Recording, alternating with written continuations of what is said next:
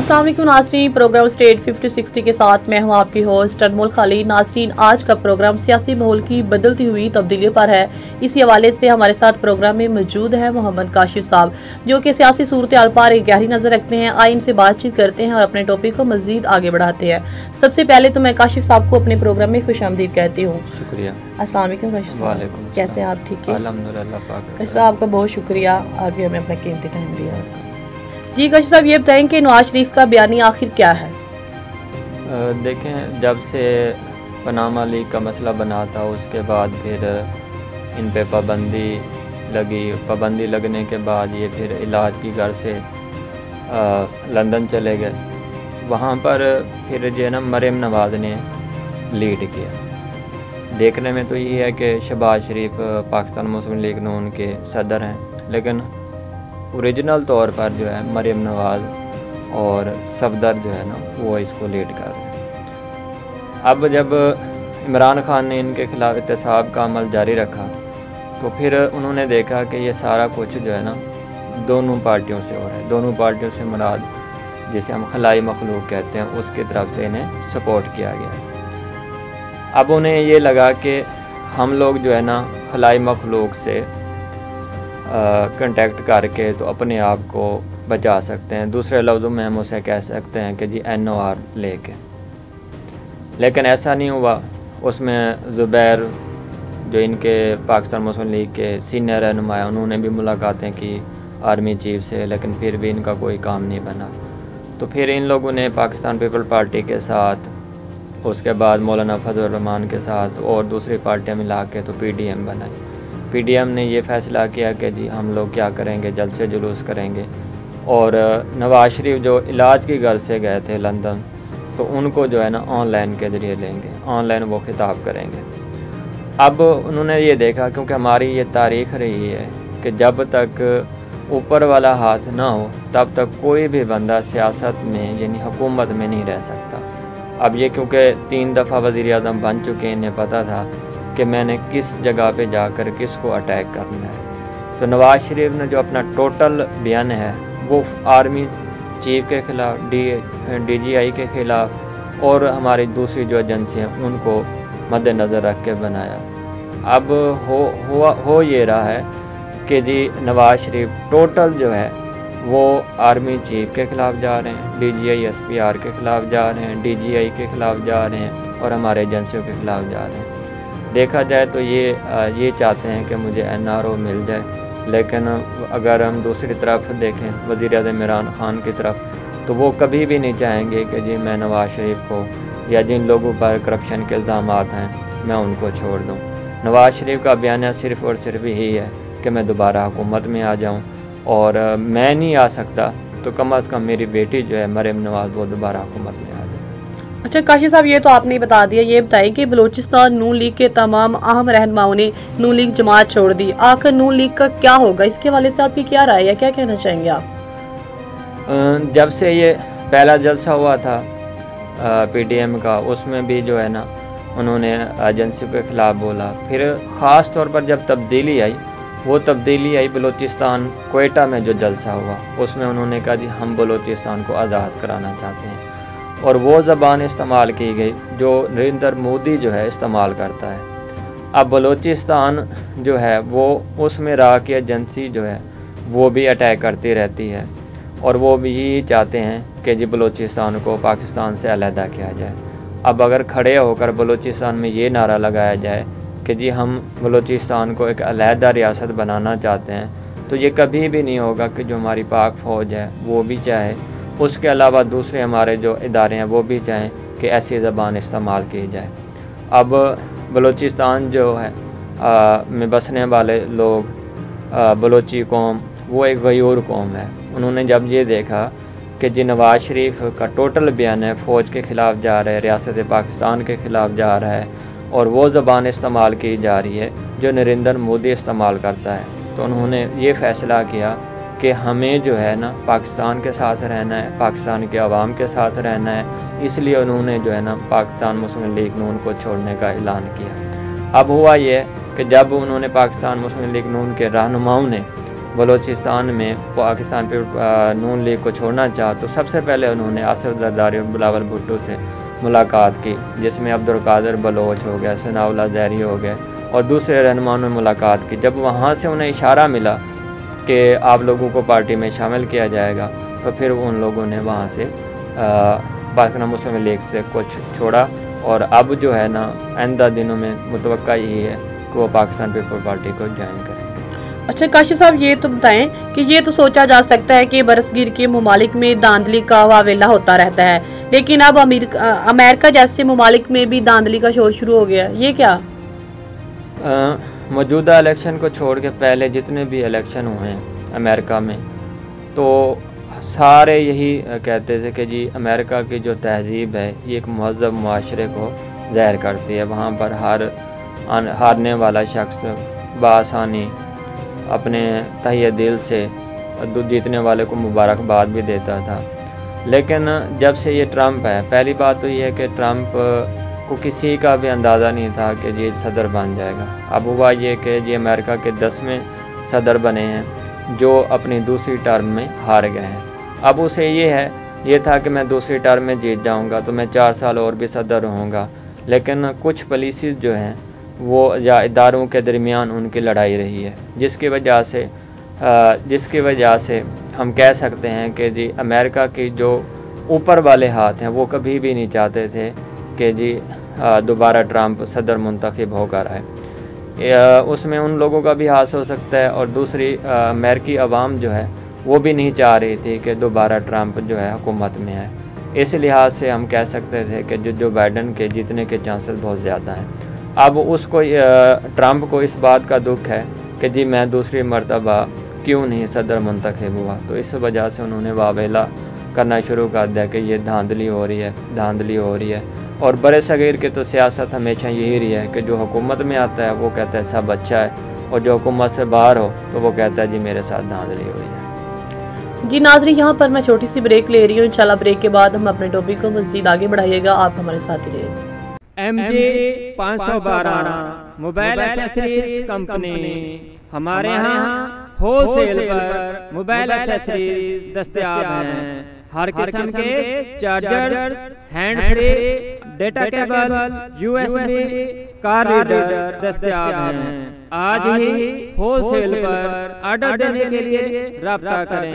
030861111782 030797911110 female whole seller رابطہ کرنے کے لیے 030017841110۔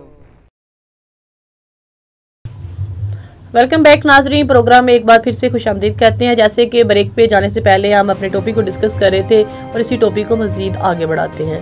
جی کاشف صاحب، یہ بتائیں کہ اب جو بائیڈن نے امریکی صدر بنے، جنوبی ایشیا کے لیے ان کی کیا پالیسی ہوگی؟ جو بائیڈن اب امریکہ کے جو نئے صدر بنے ہیں، یہ امریکہ کے 46ویں جو ہیں صدر بنے ہیں۔ اس سے پہلے یہ نائب صدر تھے۔ جنوبی ایشیا کی طرف سے اگر ہم دیکھیں تو اس میں سب سے زیادہ جو ملک آتے ہیں اس میں چائنا، بھارت اور پاکستان اور بھارت کا جو مین مسئلہ ہے وہ کشمیر پہ ہے، اور چائنا اور بھارت کا جو مسئلہ ہے وہ ان کا سردی مسئلہ ہے۔ اب جب جو بائیڈن نائب وہ تھے صدر تھے تو اس وقت ان کی جو پالیسی تھی وہ جنوبی ایشیا کے حق میں تھی۔ ابھی جب یہ الیکشن میں بڑے کانٹے دار جو مقابلہ جاری تھا، جو بائیڈن نے 264 الیکٹرل ووٹ لیے ہوئے تھے اور اس کے مقابلے میں ٹرمپ نے 214 الیکٹرل ووٹ لیے ہوئے تھے اور 4 ریاستوں کا نتیجہ بھی آنا باقی تھا، تو اس وقت جو بائیڈن نے بھارت کو آنکھیں دکھانا شروع کر دی تھی۔ اب ہر پاکستانی، ہر مسلمان یہی سوچ رہا ہے کہ جو بائیڈن کی جو پالیسی ہوگی وہ جنوبی ایشیا کے لیے اچھی ہوگی اور بہتر ہوگی۔ اگر ہم دیکھیں BBC نے ابھی تجزیہ کیا ہے کہ انہوں نے کہا جی جو بائیڈن جو ہے وہ جنوبی ایشیا ممالک کے لیے بہتر رہے گا۔ اسی اثنا میں اگر ہم دیکھیں تو وزیر اعظم عمران خان نے بھی مبارکباد دیتے ہوئے یہی کہا کہ جی افغانستان میں مل کر ہم امن قائم کریں گے اور کشمیر کے مسئلے پر بھی بات چیت ہوگی۔ لیکن اگر ہم امریکہ کی تاریخ کو دیکھیں، جو بھی صدر بنا ہے ان کا تھوڑا بہت تو جھکاؤ ہو سکتا ہے پاکستان کی طرف، جنوبی ایشیا کی طرف، لیکن سارے کے سارے جو ہے نا امریکہ کے مفادات کو پہلے سامنے رکھتے ہیں، اس کے بعد پھر دوسری دنیا کے ممالک کو سامنے رکھتے ہیں۔ اس لیے ہم کہہ سکتے ہیں کہ یہ آنے والے حالات ہی بہتر بتائیں گے کہ جو بائیڈن کی پالیسی جو ہے وہ جنوبی ایشیا ممالک کے لیے بہتر ہے یا بہتر نہیں ہے۔ ٹھیک ہے کاشف صاحب، یہ بتائیں پاکستان کے لیے جو بائیڈن کی کیا پالیسی ہوگی اور کشمیر کے لیے کیا کریں گے یہ؟ دیکھیں، نیک خواہشات تو رکھی جا سکتی ہیں، لیکن پہلے سوال میں جب آپ نے کیا مجھ سے تو اس میں بھی میں نے آپ کو جواب یہی دیا کہ سب سے پہلے جو وہ اپنے مفادات کو مد نظر رکھتے ہیں، تو جو بائیڈن بھی امریکن ہیں انہوں نے بھی اپنے امریکہ کے مفادات کو مد نظر رکھنا ہے۔ ہاں، یہ کہہ سکتے ہیں کہ جی ٹرمپ کے مقابلے میں جو بائیڈن کے پاکستان کے حوالے سے بہت بہتر پالیسیز ہوں گی اور وہ پاکستان کے حوالے سے کشمیر کے مسئلے کو بھی حل کرنے کی کوشش کریں گے، لیکن جب تک اقوام متحدہ اور OIC یہ ایکٹیو نہیں ہوتی تو مجھے ابھی جو ہے نا کشمیر کا مسئلہ حل ہوتے ہوئے نظر نہیں آ رہا۔ یہ تو آنے والے حالات ہی بہتر بتائیں گے کہ جی پاکستان کی قیادت اور امریکہ کے جو نئے صدر ہیں وہ کس طرح ایک دوسرے کے ساتھ چلتے ہیں۔ جی ناظرین، یہاں پر میں چھوٹی سی بریک لے رہی ہوں، بریک کے بعد انشاءاللہ ہم اپنے ٹاپک کو مزید آگے بڑھائیں گے، آپ ہمارے ساتھ ہی رہیے گا۔ MJ 512 موبائل ایکسیسریز کمپنی، ہمارے ہاں ہول سیل پر موبائل ایکسیسریز دستیاب ہیں۔ ہر قسم کے charger, hand free, data cable, USB، کار ریڈر دستیاب ہیں۔ آج ہی ہول سیل پر آرڈر دینے کے لیے رابطہ کریں۔ 0308611178 030797911110 فیمیل ہول سیلر رابطہ کرنے کے لیے 030017841110۔ ویلکم بیک ناظرین، ایک بار پروگرام میں پھر سے خوش آمدید کہتے ہیں۔ جیسے کہ بریک پہ جانے سے پہلے ہم ٹاپک کو ڈسکس کر رہے تھے اور اسی کو مزید آگے بڑھاتے ہیں۔ جی کاشف صاحب، یہ بتائیں پاکستان تحریک انصاف کو کیا فائدہ ہوگا بلوچستان میں نون لیگ کے رہنماؤں کو چھوڑ کر؟ اس کے حوالے سے کیا رائے آپ کی؟ دیکھیں، اس سے اگر ہم دیکھیں نا کہ پاکستان تحریک انصاف کو اس سے کیا فائدہ ہوگا، اب عوام میں یہ بات عام ہے کہ جی پاکستان تحریک انصاف کے جو وزیر اعظم ہیں، جو پاکستان کے بھی وزیر اعظم ہیں عمران خان، وہ اپوزیشن میں بھی تھے تب بھی یہی کہہ رہے تھے، اپوزیشن کے بعد وہ حکومت میں ہیں تب بھی وہ یہی کہہ رہے ہیں کہ جی میں چور، ڈاکوں، لٹیروں کو اور کرپشن کرنے والے لوگوں کو نہیں چھوڑوں گا، اور بار بار وہ نواز شریف کا اور آصف زرداری کا اور ان کے دیگر رہنماؤں کا کہہ رہے ہیں۔